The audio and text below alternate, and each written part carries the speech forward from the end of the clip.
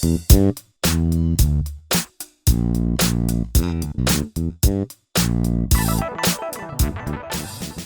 and welcome to the second episode in our latest series of Inside the Circle, the podcast, which is brought to you by our principal partner, Vitality.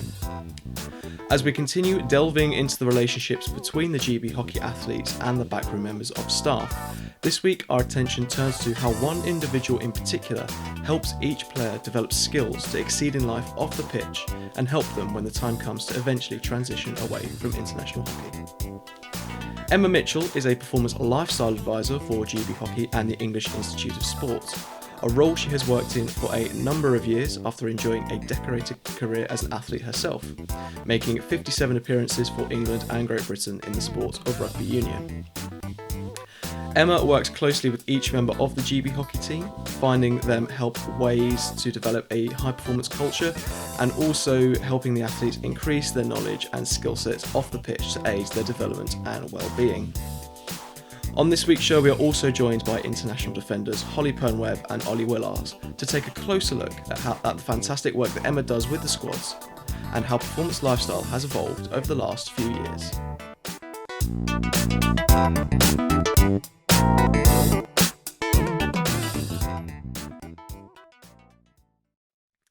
So welcome to the show, Emma, Hollie and Ollie, for what I'm really excited to hear about, something that maybe isn't talked about too much in elite sport. So my first question is to you, Emma. First of all, welcome to the show. I guess if you can explain in your own words what you do as a performance lifestyle advisor and how you got into the role in the first place.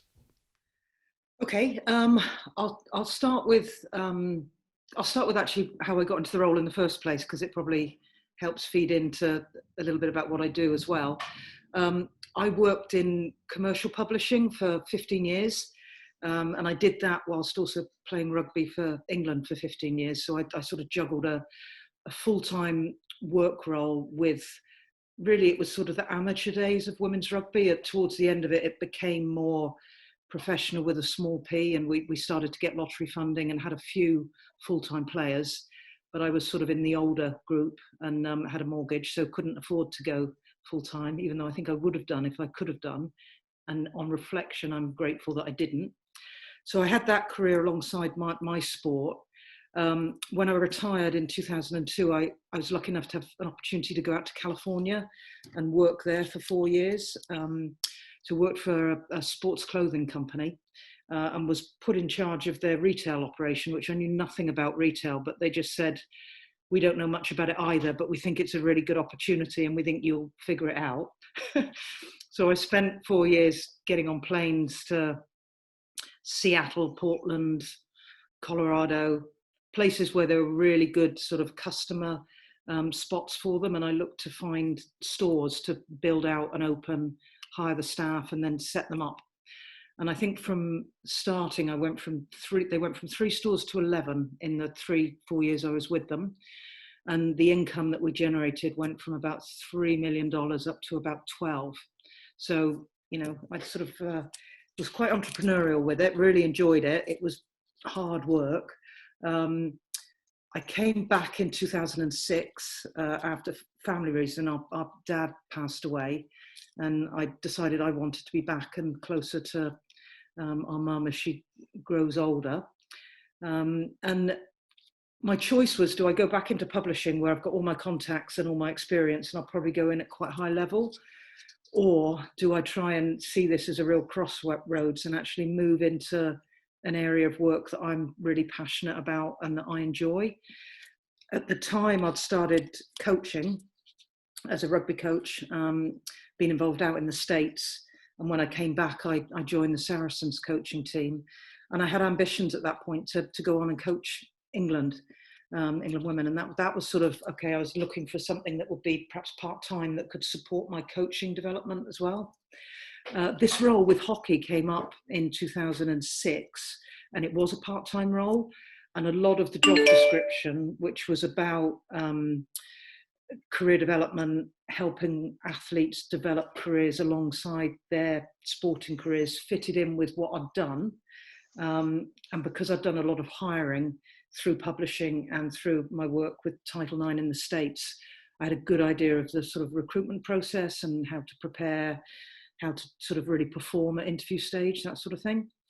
So I applied for the job, and I actually applied, again, another little lesson in here, but I applied because I actually thought, I haven't had an interview in 20 years. Everything I've done has been either a promotion or I was headhunted to do it. So I thought it might be good interview practice if I get shortlisted. I lived in East London, live in East London, and I pretty much thought, I'm not going to travel every day to Bisham, or the 3 days a week that the role is, because that's just a nightmare commute.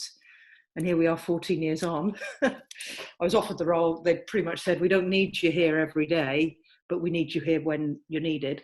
And it's worked out that I'm there, obviously not the last year, but before that I was in, anything from 1 to sometimes 4 days a week, depending on the needs of the athletes and the programme. What the role is, second bit of the question, feel free to edit this down, Will. The role essentially, if I sum it up to someone, at a party or something like that, it's supporting the athletes with everything they're doing off of the pitch. And as much as possible, it's trying to help them develop some of those areas so that they're positive distractions away from the performance environment. We tend to find that the person who is the athlete, who's got a fulfilling life and interests and identities away from hockey, tends to be the person who deals better with some of the bumps that come with time on an elite program, but also someone who's well-rounded and is developing skills that they can bring back into the performance environment. So there's lots of positives with all of that. It tends to be unique to each individual athlete. So there's 53 athletes on program at the moment, and each of them obviously is very different, just like we are all very different. So as soon as you sort of dig below the surface, career aspirations, education plans, personal, professional development, sort of transitions that are going on are very different for Hollie and Ollie, but then they are for the other 50 plus athletes. I also provide support to athletes when they transition off of the program, and that can last for up to 12 months. So we've got there's a group of about half a dozen at the moment who have transitioned in the last 12 months and who I try and regularly check in with. A lot of that initial support is in the first 6 months, and then they tend to, on the whole, they're sort of away and flying in what they're doing, and they don't want to hear from me anymore, or it's just a really quick catch up and a coffee. But yeah, that's what I do. I'm obviously in both staff teams as well. So those staff teams are about anything from 12 to 15 in size. And I'll go along to the staff meetings, present from a lifestyle perspective, and I think from an athlete voice perspective as well. I tend to be at all of the athlete reviews if I can, involved in, at the moment, things like helping plan for media training for the groups, which is coming up, looking to deliver at a friends and family session Saturday morning, whoopee. And anything like that comes up where hockey think actually maybe it'd be good to have Emma involved in this. That was a very long answer. Amazing. No, I've got loads of questions off the back of that in my mind, but I guess then we've had your sort of perspective on the role, and then I'm going to switch over now to Hollie and Ollie and ask you sort of when you first joined the programs, or all those years ago now, I hope you don't mind me saying, but long in distinguished international careers. What were your first impressions of sort of this performance lifestyle element? Was it something you'd heard much about before? And what were your sort of first initial meetings with Emma like, if you can remember those at all? So I've known Emma now for about 8.5 years, and at the time when I was trialling and then offered to join the programme, I was still at university studying. So obviously wanted to jump at the chance of joining the women's programme, but knew there were so many complexities that also needed sort of dealing and sorting out so that I could be 100% there at Bisham training. So all the little things like, I'm at university now, how am I going to finish my degree, to where am I going to live, I don't know the area at all, to who am I going to live with. And I knew that I didn't necessarily want to live with another hockey player, because I needed that break away from hockey. But obviously knew no one in the area. So little things like that, Emma has been a huge help with in terms of finding people to live with, where to live, sorting my end of my degree out. And then I also knew that I wanted to do something else alongside sport. I'd already got a grad job sort of lined up. And Em played a huge role in, well, first she planted in my mind that, well, why don't you think about doing it part-time, which I had never thought of. And also probably thought it was impossible. To then her offering her time and advice to actually going in to the company in the grad scheme that I was going to hadn't started at, and negotiate to do the role part-time, which I didn't know was possible. They had never obviously had an athlete or worked or had a grad that was part-time either, so it was new for them. And Em played a huge role in sort of negotiating that and how it would look and what it would mean and what the advantages to both parties would be. So that was initially what she helped me with. That was a lot, and she's helped me with so much more since. But I initially spoke to Em over email. I didn't really know anything about the role when I was offered a place on the programme, but was so glad it was there to help with all these things that essentially enabled me to get started on the programme and not be worried about all these other things that I would have otherwise been worried about. And so then I think performance on the pitch and getting started into a new environment was hugely helped by Em. And then I think the first time I met her face to face was actually in Westminster. We had a coffee just before we were going in to speak to the lady who ran the grad scheme, where I was going to be going in the following September to sort of negotiate it part-time. So she walked me through that process, and that was the first time we met face to face, I think. And I've met a lot since then, because I'm constantly in Em's life asking her questions or to help me with this or the other. So she has been a huge benefit to me on the pitch performance wise as well as off. I don't think I could have done it without her. Oh yeah, no, I'd echo that as well. I think similar to Hollie, I started at kind of a similar time and had never experienced kind of, I guess, elite sport, but certainly a performance lifestyle support. And I look back at probably my 8-9 years or whatever on the programme, and I think about who has had the biggest impact on me as an athlete, and I probably would put Emma at the top of the list. I think a lot of the work she does, like Hollie said, around supporting university, looking at job, just trying to make you a more well-rounded person. And it's the sort of thing where I have a meeting with Emma and we'll talk about something. And sometimes I think it's quite easy to, because hockey and everything's going on, you almost forget about it. But Emma's there like, how are we doing? And checking in on where you're at with what we've discussed or whatever. So whether it's writing a CV, for example, a real simple one, but you go back to playing hockey and then a week later I was like, how's it going? What's going on? And checking in. And so stuff actually with Emma just always gets done. So no matter what, it always gets done. And as far as someone in my career that's really helped me, I would put Emma just, yeah, like I said, at the top of the list. And for us as athletes, I guess ultimately you want to be able to focus on your hockey as much as possible and have that as your focus. But also there's other parts of life that are really important that you need to acknowledge. And that's where Emma just really comes into her own and is just very, very, very good at her job. But yeah. Making me blush. Oh. That's a very nice way of saying I nag you, Ollie. It's interesting that both Hollie and Ollie have noted there about how the work you do with them, Emma, has helped them not only off the pitch, but it's actually helped them as athletes on the pitch as well. Is that something that is sort of a byproduct of the work you do, or is that by design? You want to help them not just develop their skills and things like that away from hockey, but also you want to help them grow as athletes on the pitches as much as well? Yeah, completely. I mean, I think although it's really hard to measure, our sense as performance lifestyle practitioners is that if you've got an athlete who's happy, fulfilled, has other interests, they're likely to be in a really good place to switch on when they're on the pitch and really sort of focus on what's needed. They're also really likely to be, I mean, you know, Hollie, what she's learned through going into DEFRA day in, day out for, you know, whatever it is, 7.5, 8 Yes. years. Yeah. You know, things about decision making, working with others in different environments, that can then translate sort of onto the pitch.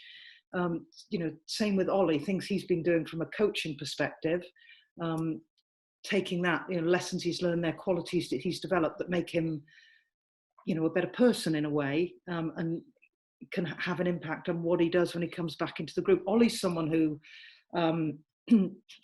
when he speaks up within the squad setting, he's got a lot of respect and people listen to him, and he usually comes in with sort of absolute gems, and there's sort of a real thought process that he's developed as he's grown, that, you know, some of it's happened away from the performance environment, and then he's come back in and can, you know, then have more of an impact in that way.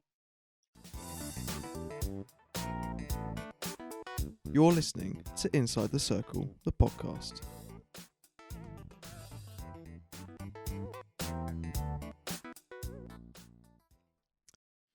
And for you, Hollie and Ollie, it's something we spoke about on the last episode. Brendan and Liam Sanford both emphasised how important sort of the individual nature of working with the psychologist is. And Emma has to work with 53 of you, but each is almost tailored to each of you individually. I guess how important is that to you, that she can understand what you need or the help that you need and can help implement that on an individual level? I think it's hugely beneficial. She also, because she knows us so well individually, she will often be proactive. She sees something that we might be interested in. She will proactively reach out to you, like, I've seen this, thought of you, I know you're interested in this, etc. So by us knowing us as individuals, she's able to help us in that way as well. And I just go back to what Anna said in terms of the on-pitch stuff. I think having, whether that me working or studying away from hockey, has hugely benefited me on the pitch, because I think, like quite a lot of athletes on the programme, I'm an overthinker, and therefore will constantly be worried about performance or what I'm doing at Bisham or what I need to do. And having those days where I work or I've got study to do, I've got exams, it just forces me to think about something else. But it also gives you, I think, a sense of confidence as well. So things in the hockey elite sport don't go right all the time, and there's definitely bumps in the road, and it's definitely not all smooth sailing. And it's at those moments where the stuff outside really helps, because you've got something else, you've got another identity as well. You're not just Hollie, the hockey player, that might be going not great at that point, but you're also someone else with some more value to add. And so that's been a huge benefit as well to the help that Em's give. I know that didn't answer your question. The first bit probably did, as individuals. But I guess individually as well, like I said, I'm an overthinker, not everyone is. Other people need different things, and obviously not all the girls work or study, but people have got a hobby or they've got something else going on, which is hugely important. And Em will help those individuals to wherever they're going or whatever they need in their life to enable them to come into Bisham, be happy and perform well. I think Hole said it there. I think the amazing thing, I think, is like with Emma is you get treated as a person. So often we're seen as hockey players sometimes, and the conversations we'll have with Emma will never ever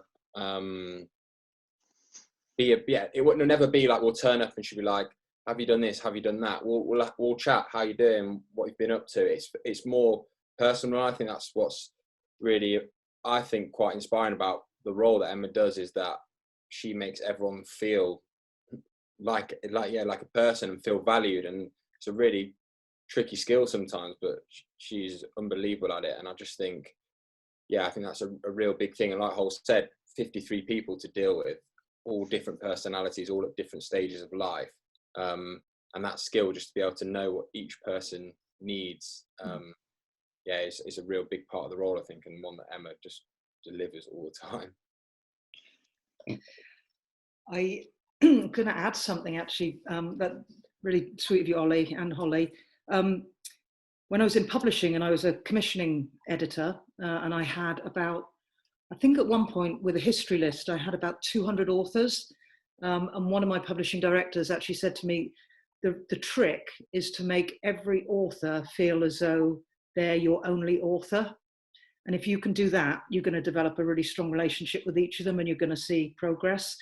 And I think that is something I learned in a completely different environment. But within this environment, with sort of lots of people to work with, I've tried to, keep that principle, which is get to know the individual and always make time for them, no matter how busy things are. That's your priority, is looking after the people, and making them feel cared for and supported on a very individual level. I think the service has developed enormously over the last 14 years. So from that point in 2007, where I started, and it was very much just a career-focused role, within months we realised, Emma might be sitting down to talk to whichever athlete it is about their longer-term career plans or finding part-time work. But I was quite quickly just, going into all areas of performance lifestyle. So it quickly went from a part-time role to a full-time role and covering everything. And over the years, it's become more and more integrated. So, what both Hollie and Ollie were saying about the sport really valuing the person and the development of the person and what they're doing, that's just golden. Because if we do that and do that well as sport, then, and it's not an easy thing. You don't just say, right, let's do it like that. It's got to have buy-in of the whole athlete group and the staff group and the coaching group as well, because otherwise you always feel like you're perhaps in an office at the end of the corridor rather than sort of almost pitch side, in the kit, and very much part of the team that's still looking to achieve, the same goals, just in a slightly different way. You talk there about the growth of performance lifestyle in the last 14 years, and one thing I'd be interested to know is that clearly within Great Britain hockey, the emphasis and the role has grown a lot. But how do you think people and companies outside of hockey are now valuing athletes and getting them involved in their programs? The work, for example, Hollie's done with DEFRA, the PwC World Class Leadership, the EY Women Athlete Business Mentoring Class, the stuff Ollie's done with the More to Me and setting up his own coaching program and everything like that. How much do you think that companies now value the importance of athletes going forwards? It's definitely changing. There's a lot of companies out there who have sort of followed the same recruitment program or recruitment model in terms of, okay, they're looking for graduates with a degree at a certain level, and they sort of filter them all through umpteen layers of recruitment. And then they end up with the same sort of type of person all the time. And the companies who I think are a little bit more forward thinking with their recruitment think we want something a little bit different, a little bit more of an X factor.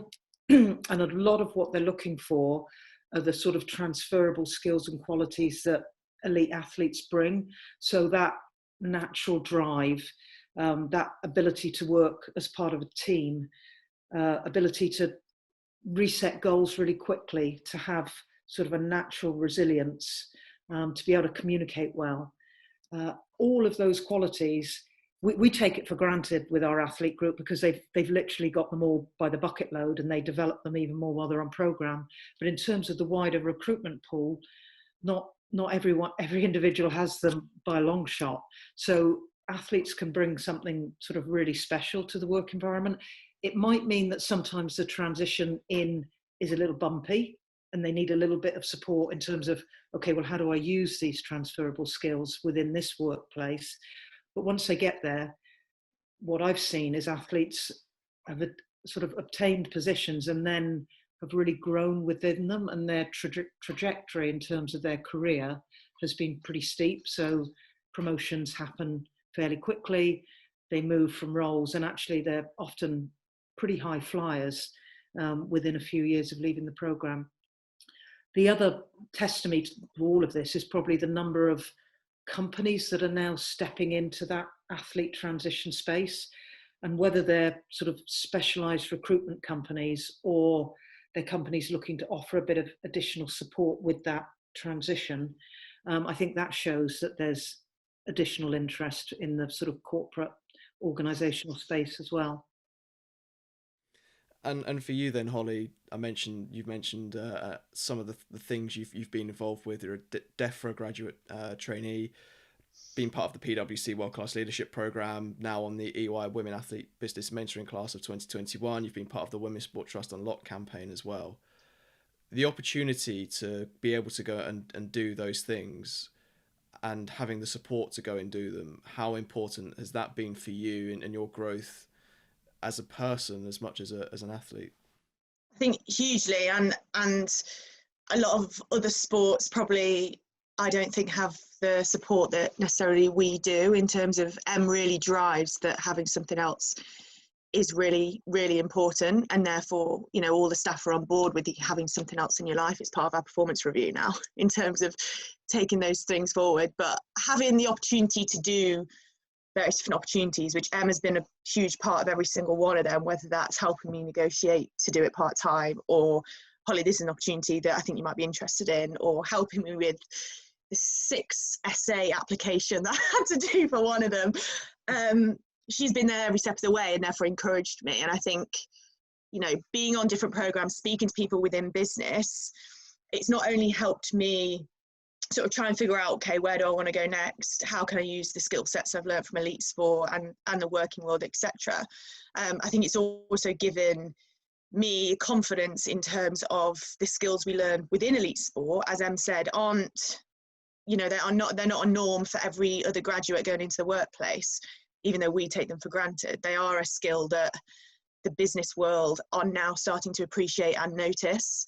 And speaking to a lot of people within different companies, they are definitely starting to think that way as well. And in the past, there's been quite well set up military veteran programs at various different companies, especially in the corporate world. And now even those programs and those companies are looking to sort of join that up with elite sport as well, because of the shared values that they have and the shared skill sets that those people have when they're transitioning from sport into the corporate world. So it's helped me hugely with confidence in terms of what I can offer, both after sport, during sport, in another world. And having the support of Em and the sport to go and do that, I think then also probably keeps me in the sport for longer, because I can have the perfect world of having a bit of both as well, rather than sort of being forced to pick one or the other. So not only, I think, does it help me performance-wise, it helps me stay doing what I love for even longer, and it also makes me feel valued both as a hockey player, a person, and also someone, I guess, in the business world as well as develop skills in my CV and add a few bits on there as well. So yeah, it's been hugely beneficial. I think hockey do it amazingly well, and a lot better than a lot of the sports. Not all the support lifestyle practitioners are as diligent and amazing as Em.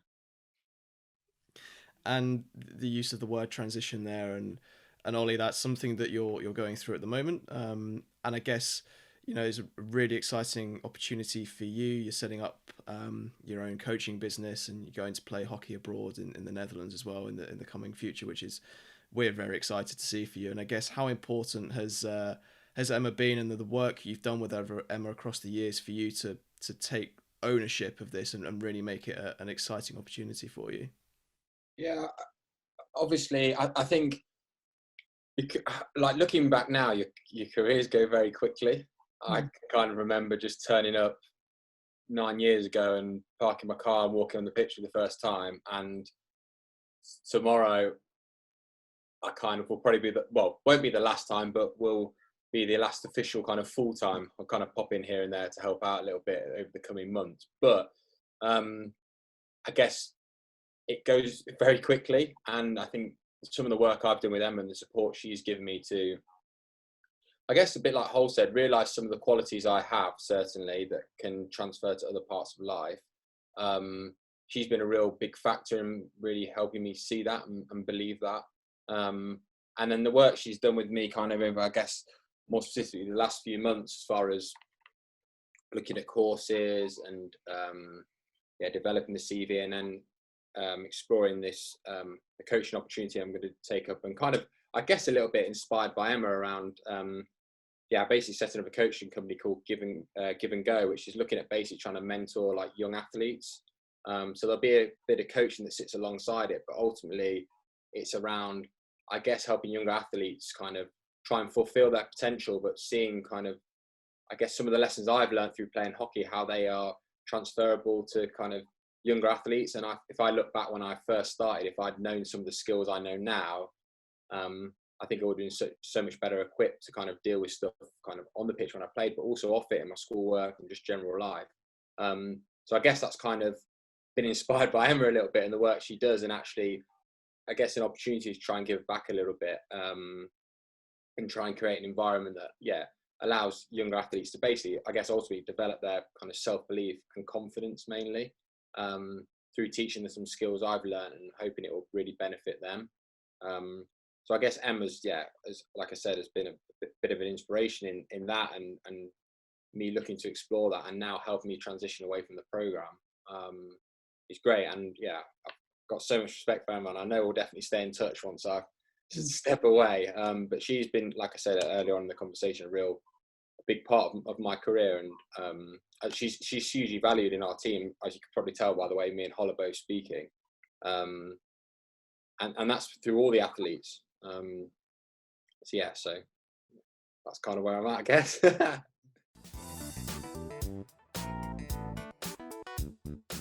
Subscribe to Inside the Circle now on all of your usual podcast providers. So just based on what Ollie was just saying,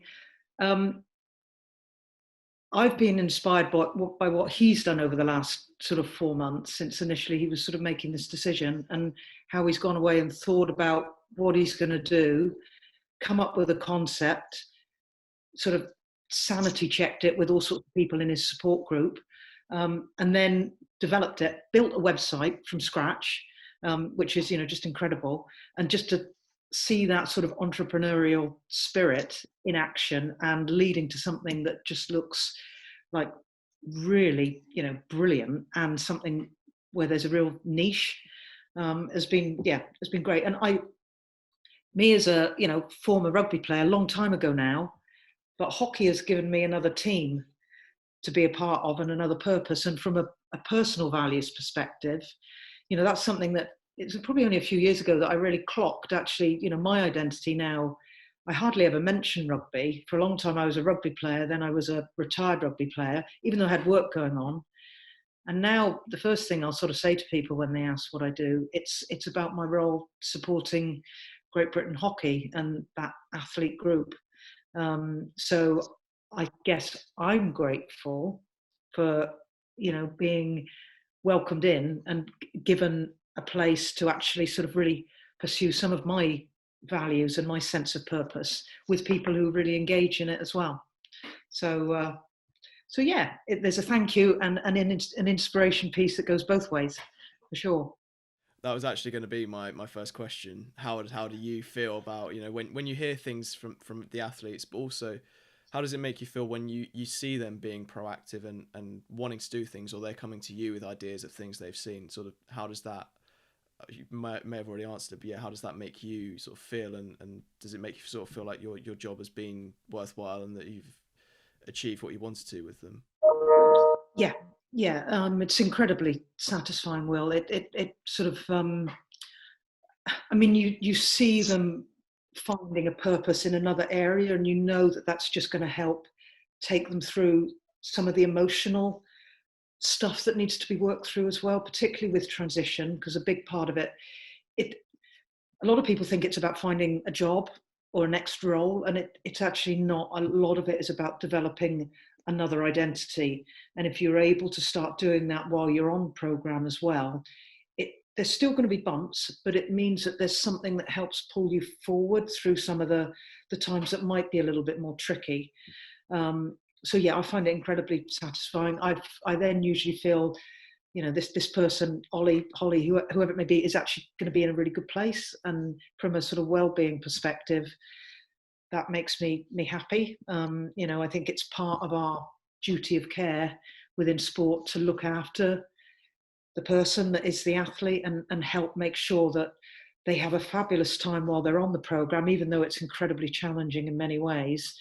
but that they're really proud of what they achieve, and that when they do step away, they feel that they're a better person because of their,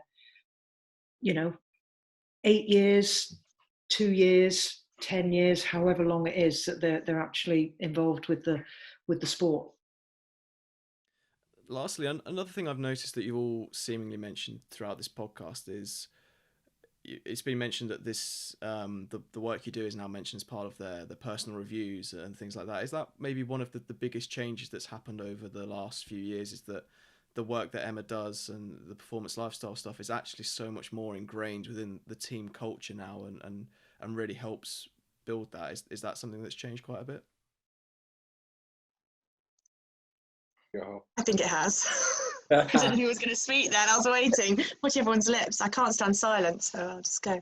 I just think it definitely has. I think even when I joined the programme when I was still studying at university, I knew that I kind of wanted to have something else in my life alongside elite sport, and that wasn't because I wasn't 100% committed to elite sport. That's because I needed something else to enable me to perform and fully give my best. And I think Em's always encouraged me with that, and encouraged every athlete with that. But I think when I definitely started the program, I felt some judgment maybe from the really senior players in terms of me doing something else, because of seemingly didn't look like I was 100% committed, which was just not the case. And Em's always supported me with that, and I think because of her work, that along the years I've been involved has definitely changed. And now, especially this cycle since Rio, I think there's been a huge emphasis from the coaching staff as well as not just Em, in terms of having something else in our lives. And yeah, it's a huge part of our performance review now in terms of first 5 minutes is nothing about hockey. We have to talk about our life outside of sport and what else we have going on, what our other interests are, as Ollie said earlier, in terms of who we are as a person, not just as a hockey player. And I personally think that is a huge benefit to all the athletes on the programme, because now they can truly be themselves in terms of, yeah, they're a hockey player, but they also have other interests, and therefore they're encouraged to seek those out and get support with those. So I think it has changed from the time I've been on it personally, for the good. And I think you can see that just by athletes just being well-rounded and happier with other stuff going on. I think I completely agree. I think if you're a more well-rounded person as a whole, so you've got stuff going on outside of hockey and stuff like that, I think there's a direct impact definitely on the pitch. I think it's so easy in the environment we're in, where you're training every day and you're kind of you're knackered, training's really hard, and you go home and not having something else there can be really tricky, and you almost could go home and spend basically 24/7 thinking about hockey, and that's not healthy for anyone, no matter what level you play at. So I think actually that kind of more well-rounded, the more to me stuff that we talk about, I think is just so important, and it's so good. It's valued by GB Hockey. It's great, because I think then for us on the pitch, it makes a huge difference.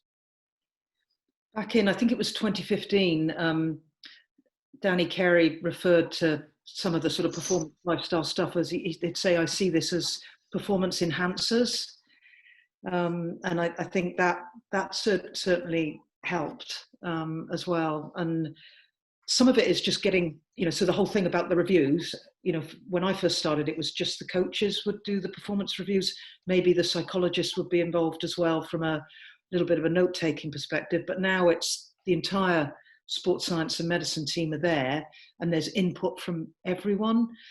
So there's this sort of really sort of integrated, multidisciplinary team approach. And for me, I remember thinking, this is, performance lifestyle is at the table. There's 10 of us around the table. Performance lifestyle is there. And those first few minutes are a little bit of we just want to check in with you as a person and what you're doing, how you're developing, what your interests are. And of course, the answers for the 50 plus athletes are completely different, which again, just reinforces everyone is different. Everyone has sort of, in a way, different needs, different aspirations, and are also at different points in their career. So for some, it may be that they focus on hockey initially and don't necessarily do anything else, but sometimes after a couple of years or after a cycle, they're actually thinking, I need something else because I want to stay on program for longer. And I know hockey is becoming more and more magnified, and that's not necessarily a positive thing. So yeah, I think it there's all sorts of benefits, and just sometimes making it happen through the review structure, and then it just becomes part of the normal routine now. That's it, right? The first 5 minutes, let's talk about more to me. It just embeds it into the way that we work. It's been fascinating listening to this over the last 40 minutes or so. A really detailed and insightful insight into an area of sport that maybe isn't talked about that much. So I hope I've definitely learned quite a few things from listening to this, and I hope that the listeners have as well. Thank you to Emma, Hollie, and Ollie for joining us and producing such a fantastic episode. Pleasure. Thanks for having us. Yeah, you're welcome. Thanks, guys. Really appreciate it.